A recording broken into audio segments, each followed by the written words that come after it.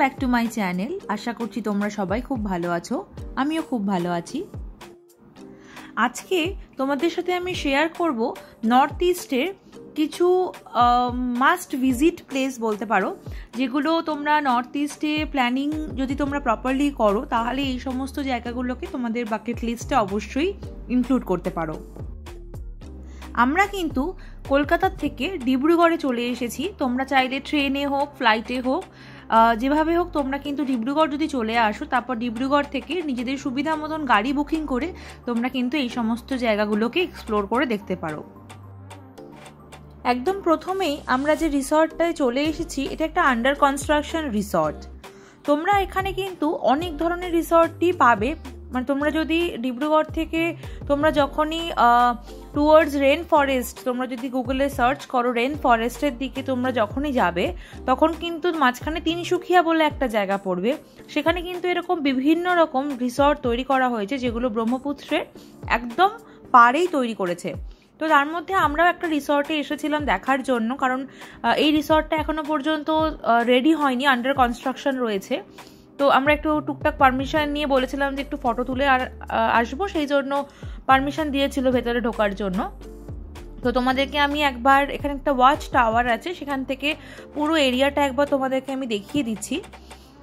তোমরা এখানে চাইলে ডিব্রু, সাইখোয়া রিসর্ট, হোমস্টে এরকম ধরনের জায়গা তো তোমরা আসতে পারো, একই ধরনের এরিয়া। এই হোমস্টে, এই রিসর্টটার নাম বা এই হোমস্টেটার নাম আমি এক্স্যাক্টলি তোমাদের সাথে এখন শেয়ার করতে পারবো না, কারণ এটা এখন আন্ডার কনস্ট্রাকশন প্রপার্টি। সেই জন্য এখানে এখন নর্মাল লোকেদের অ্যালাউড নেই। তোমরা এখন এখানে নর্মালি আসলে থাকার কোনো জায়গা পাবে না, বা রেস্টুরেন্টও এখনও রেডি হয়নি। তবে খুব সুন্দর এরিয়া। তোমরা মোটামুটি যদি এই এরিয়াতে যে কোনো, তোমরা যদি হোমস্টে বা রিসর্টে আসতে চাও, অলমোস্ট সবকটা হোমস্টে বা রিসর্টই কিন্তু একই ধরনের।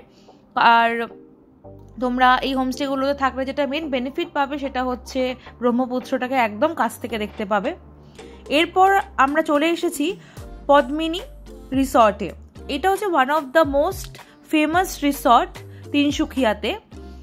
মোটামুটি ধরে নাও তিনসুকিয়ার সমস্ত রকমের বড় বড় ইভেন্ট, বিয়ে বাড়ি, বিভিন্ন রকমের কনসার্ট সব কিছুই কিন্তু এই পদ্মিনী রিসর্টেতেই হয়।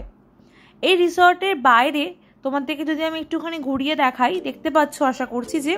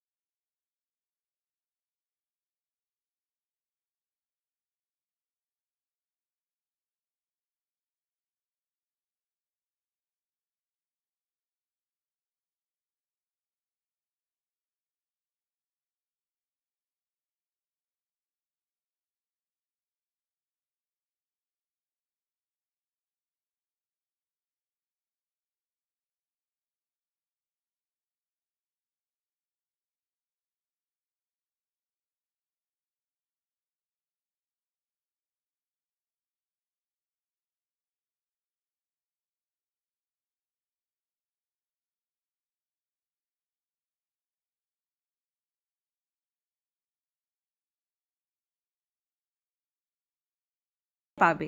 সবসময় তোমরা কিন্তু দেখতে পাবে যে ব্রহ্মপুত্র নদী কিন্তু সাথে সাথেই যাচ্ছে।